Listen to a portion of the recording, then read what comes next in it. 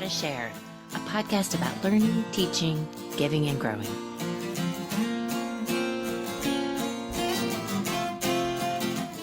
I'm Wynne, and in this episode, I'm with my co-host, Vicki Atkinson, talking with novelist Doug E. Jones.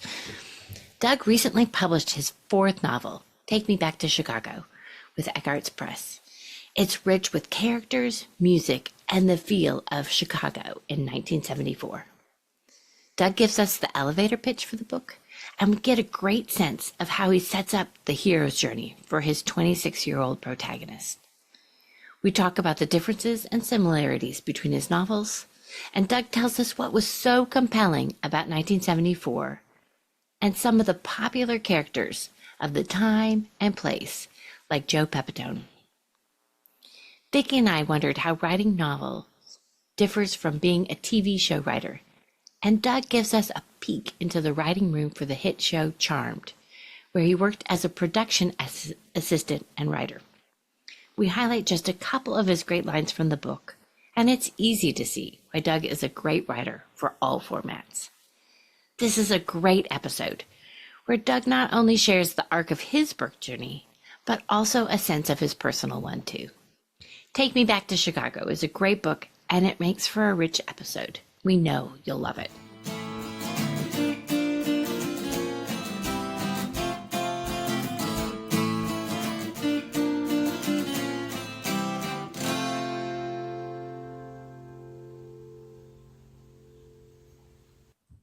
Hi, Doug.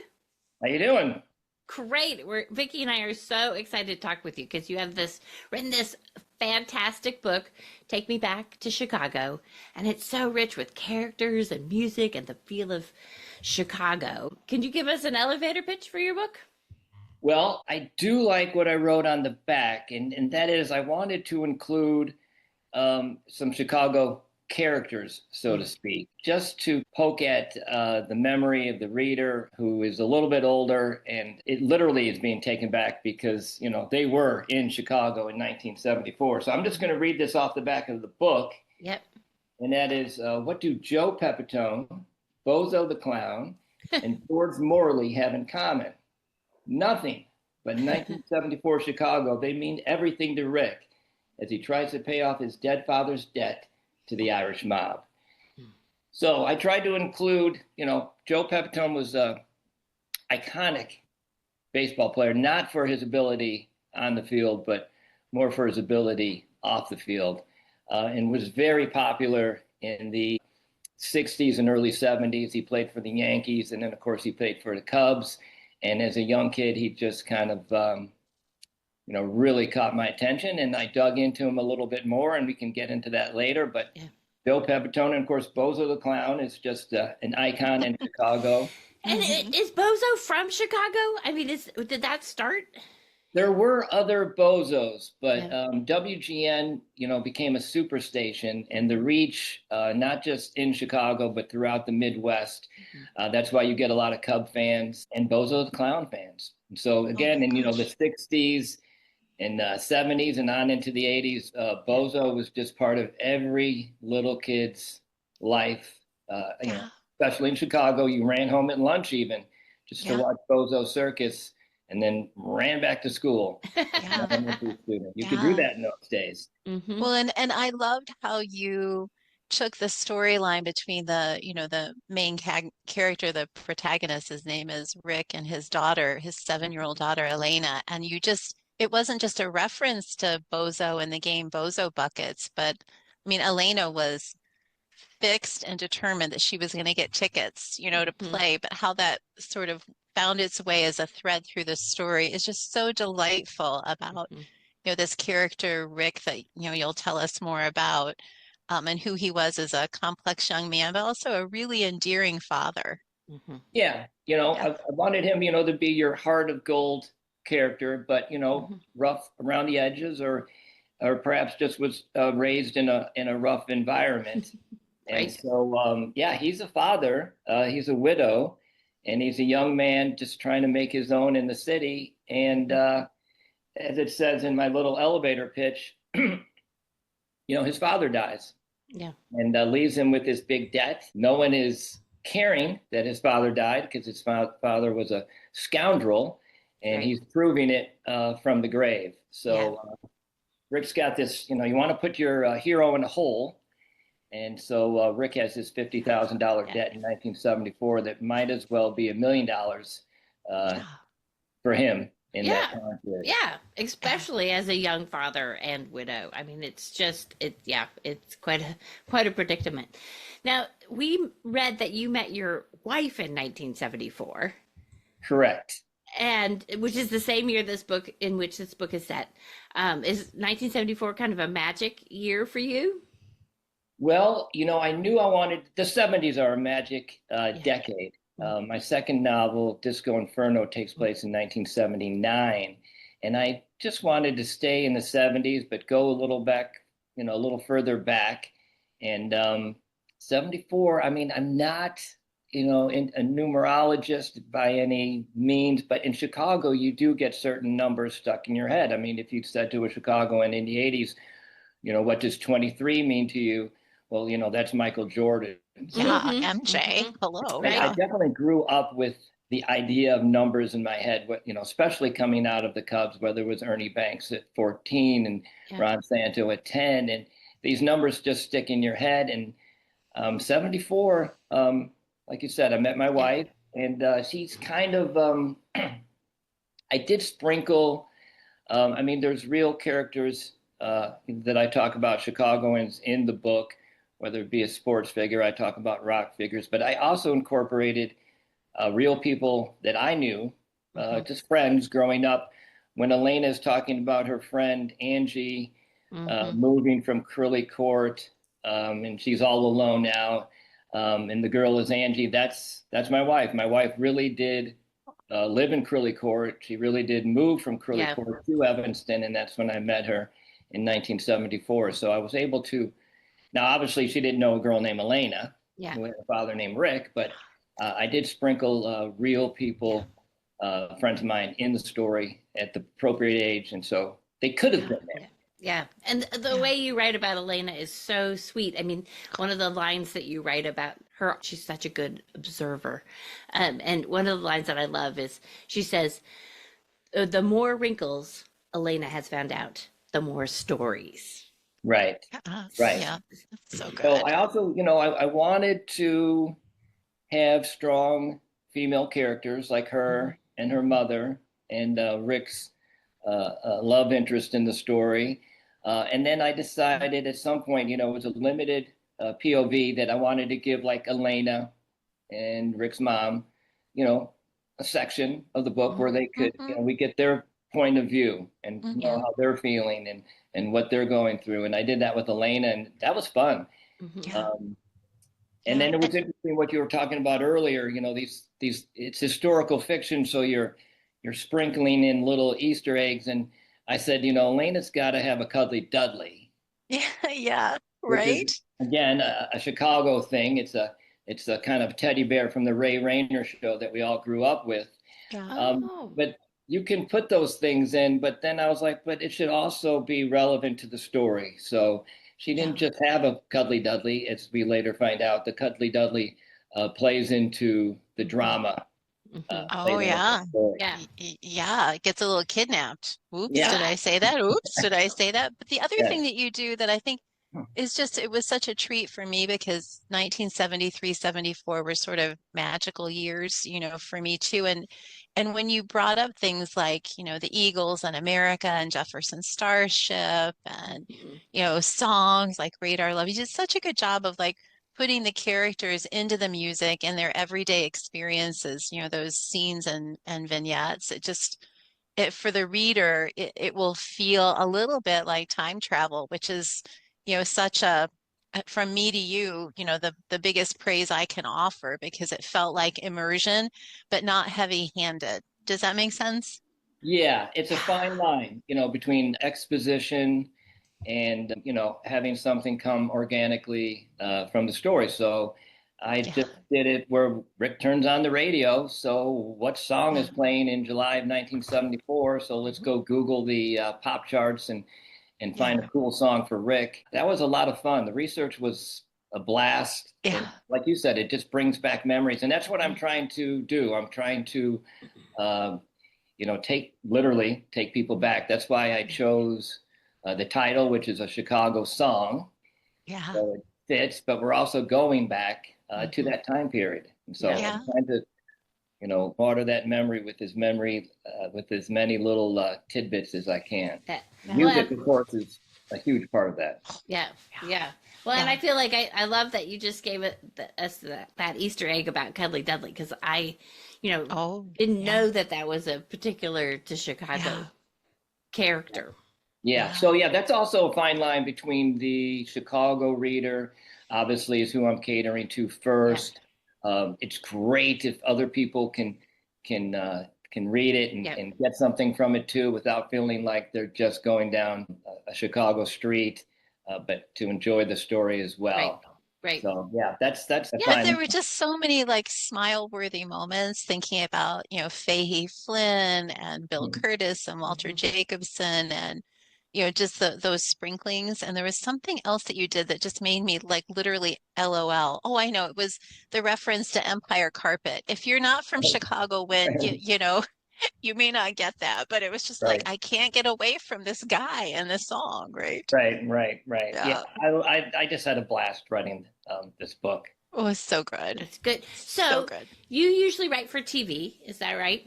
Yeah, I did. That's how I started. That was the dream. I worked on a TV show called Charmed. It was sisters and witches. So I was totally out of my wheelhouse as far as story. But what I did learn was that, everything comes from character.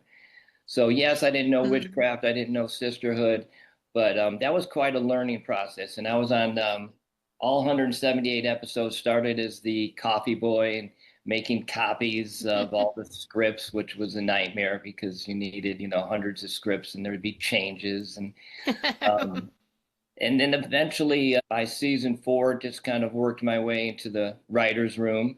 Hmm. Eventually was put on staff. So I it was a love it. great situation. But then, I did make the switch to novels, which were completely foreign to me. Um, Basically, because in Hollywood, we it's very fickle. You don't know what's going to hit. Hmm. Even the people that claim to have a hit don't know that it's going to hit. And we had a pilot after Charmed with some mermaids, and we even had Roger Daltrey from The Who to be our bad guy, Oh, which was incredible. wow. And we shot a pilot, and it looked good. And then there was some tinkering from the network, and then the network ended up not picking it up, and I was Mhm. like, oh boy. Yeah. So Wow. I've got to switch things up here and eventually Yeah. move back to Chicago. And yeah, just the past year or past few months, I should say, I've been in Portland. Yeah. Yeah. So, does it feel lonely to write novels after being in a writer's room for TV show, or is it freeing? It is freeing. In the Is writer's it? room, you'll just be so pleased with yourself because you're in a room with 12 people and you'll come up with this great idea and you can't wait to kind of blurt it out and raise your hand. And then it's also very common for the other 11 people to just say, Doug, you know, that's, that's ridiculous. That's stupid. That's wrong. I mean, Hmm. it can be very cruel. And you're also limited, to your show, to Hmm. financially, there's a certain amount of money you can spend on an episode, and even the episode before might have gone over budget, which means your episode might be next, and you're going to go under budget. Hmm. Yeah. So there was a lot Yeah. of limitations, and there was a lot of talking heads, Right. and So does writing books was just I didn't know how to write a book right. when I started, but very liberating. Yeah. So if you have to go under budget, does that mean you have to do less drama or less characters or less? Well, sure. Like every time an actor has a line, you're paying them. If Oh. you have a bigger actor, you're paying them more. If you want Mm. music, if you want a song people are familiar with, that costs more. Mm. In the show like Charmed, where we had magic, like Right. a fireball. how much is a fireball for him to throw one fireball? Well, that's $1,000 for him to throw one Oh my fireball. gosh, that's hilarious. Yeah, Well, thank goodness you Yeah. didn't have to pay for the music for this book, because right. Oh my Right. gosh. Yeah. Well, Well, and I maybe wanted, somebody eventually will. If, oh right, yeah. right. yeah, make a Yeah, movie yeah. out of it and But then buy the rights. yes, Yeah. yes. Oh As my a novel gosh. writer, at least you didn't have to worry about that. Right. Yeah. Correct. Although, well, oh my gosh, my brain is on fire. So, one thing I Wynne and I just read the interview you did with our publisher friend, your publisher, mine, Rick Camphor.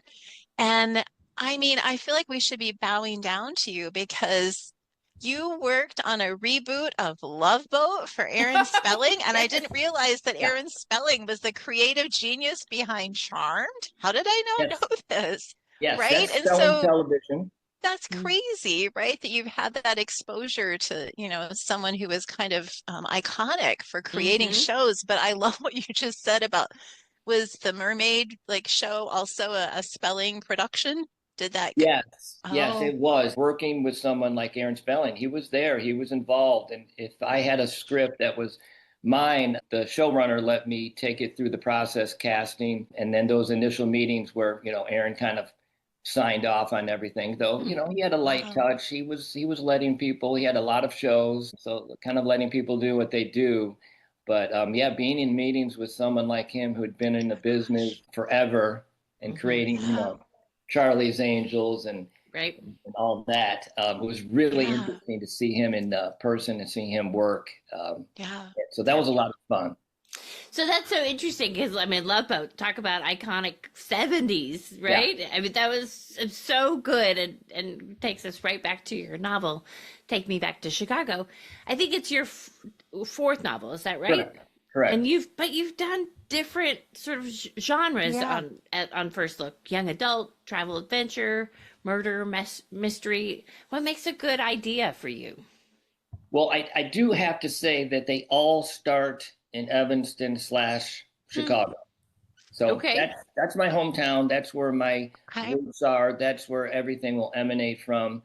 I had been to India and Nepal and Thailand, where my first book takes place. Mm-hmm. I certainly didn't have a story at the time, but I always knew that I wanted to write a novel in that setting. I was just fascinated by those countries, yeah. just so different than ours and wonderful at the same time. So I knew I had to have a backpacker novel Mm-hmm. because I'd kind of lived it. I just had to Right. find that story probably 20 years after the fact. Character starts in Evanston, ends up in India, and then in Disco Inferno, his character starts in Evanston and ends up on the south side of Chicago, Mm-hmm. kind of the equivalent to India, another world. Um, Ah, but yeah, Disco Demolition Night in Chicago was a big night, and again in yeah. so many people's use in Chicago, that was just an iconic moment. And then again, having been to Costa Rica, I worked in Costa Rica and wanted to set a story then there in Costa Rica. So again, three Evanston guys go to Costa Rica for surf camp, and mayhem Right. ensues. Ah, I love ah, that you tied that all together. That's awesome. So, yeah. all good ideas start with Chicago or Yeah, I think Evanston. so. The other thing that I've been paying attention to recently is, Quentin Tarantino, just saying he writes the movies he wants to see. Hmm. And then I saw him being interviewed, and he said, if his movie comes on the TV on a Saturday night as he's flipping through the channels, he's going to sit down and watch his movie Oh, because that's he's highly interesting. entertained by his movie because that's the Yeah. way he Yeah. made him. He made him Right. for himself. So in a way, this book with the rock and roll, with the sports, with the city, with the iconic, Cuddly Dudley and Bozo Circus that we Yeah. Yeah. grew up with. Yeah. Those are things that I wanted Hmm. Yeah. selfishly in my But book. I think there's a richness also that and it may be a lesser thread, but it was one that was really compelling to me about the character Rick and his brother Ronnie who didn't make it Mhm. home from Hmm. Vietnam. Right. And then the really beautiful storytelling that you did about why it was that Rick didn't follow him to Vietnam. He had kind of like a freak accident and Hmm. didn't make it past the physical, but it was a little bit of like shade and shadow about, what this main character, what Hmm. he carried. you know, Right. that little bit of guilt that, it was a beautiful addition to the book about Right. who he was. And it's Yeah. so I perfect for time and place, you know? Hmm. Yeah, thank you. Exactly. Like you said, time and place. That was part of the reality. Hmm. Yeah. In the early to mid 60s, people were, signing up like this was World War II and you were doing your duty to America. And that changed Yeah. overnight and unfortunately continued way too long. Hmm. And yeah, Rick lost his brother, and um, that's Yeah. part of his life, part of his grief, and he lost his wife at a very early age, and so he's trying to toe this line for his daughter. Hmm.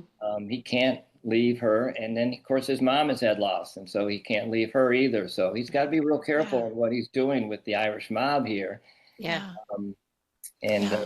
he's put it Yeah. off. He's put it off for a couple Yeah. weeks. The July 4th deadline came and passed, and Yeah. he's still got to round up this money. Yeah. Yeah. Yeah. I mean, it does Yeah. it. It ages him real fast. I mean, he's dealing with some big problems, and I Yeah. love that. Yeah. So you're gonna have to So tell good. me more about Joe Pepitone because I'm not, I, I'm not familiar with him. Tell us about that character. Sure. So Joe Pepitone, for me, being 7, 8, 9 when Pep is playing with the Cubs, um, he just was the epitome of cool. He was one Hmm. of the first guys that kind of grew his hair out. In the early '60s, you look at the Mickey Mantles and the Whitey Fords, and it was a lot of crew cuts. Right. And he was Yeah. the first one that came in with some hair. Hmm. Yeah. And Which is so ironic Yeah. considering what you do with that. And I Hmm. won't give it away, but it's well, I mean, hilarious.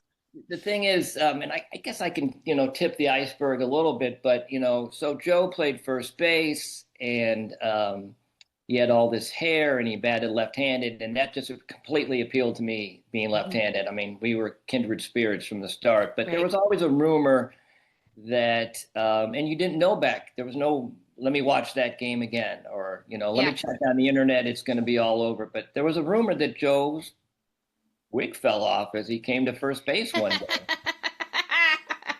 But of course that couldn't be proved. Whoops. It Yeah. Right. stayed in his helmet when he took his helmet off, and then of course he quickly put it back on.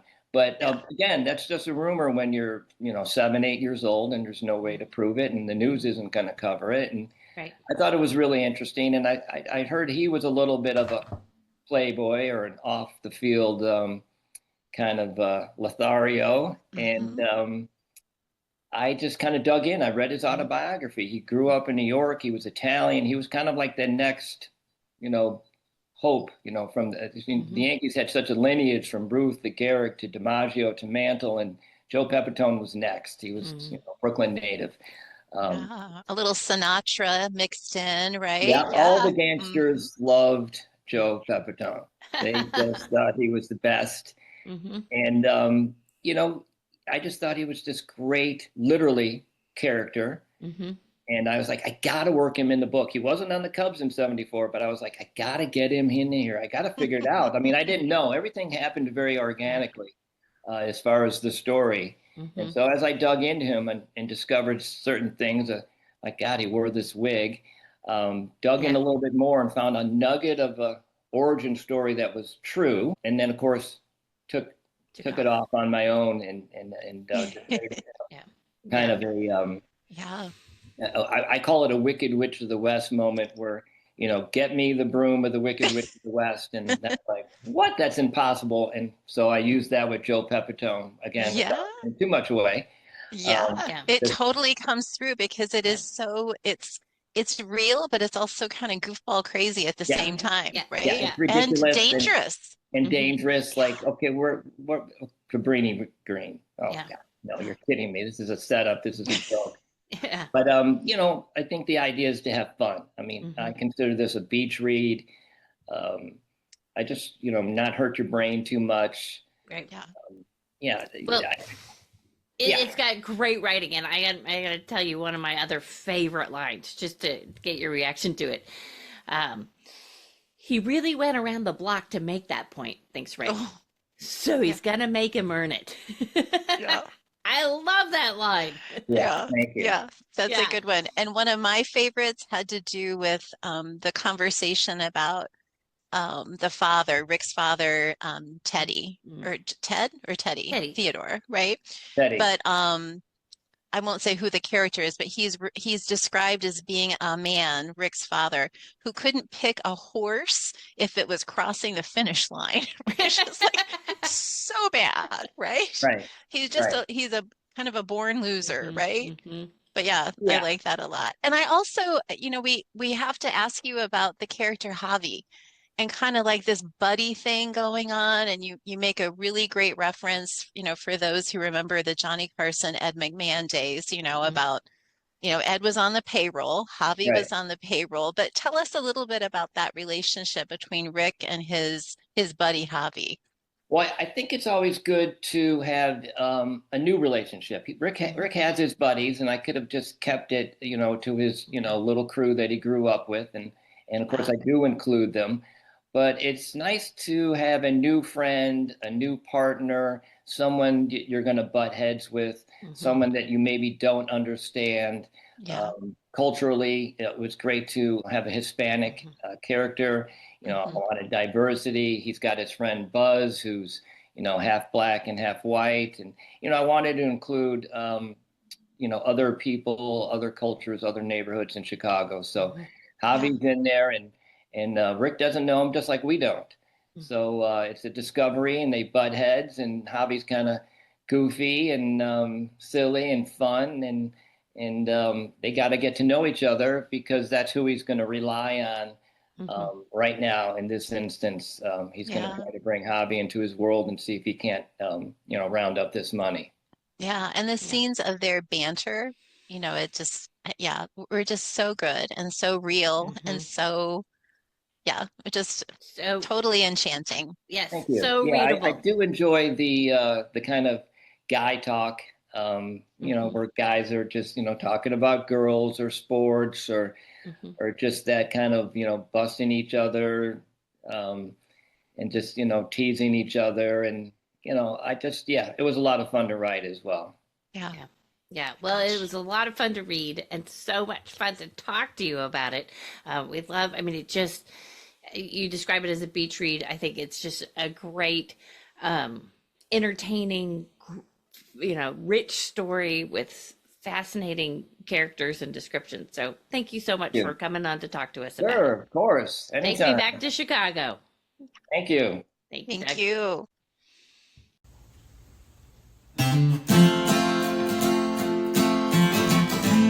Thank you for listening. Our music was written for us by the incredible duo of Jack Campora and Rob Koenig. For show notes and more great inspiration, see avitiva.com, AVITIVA.com.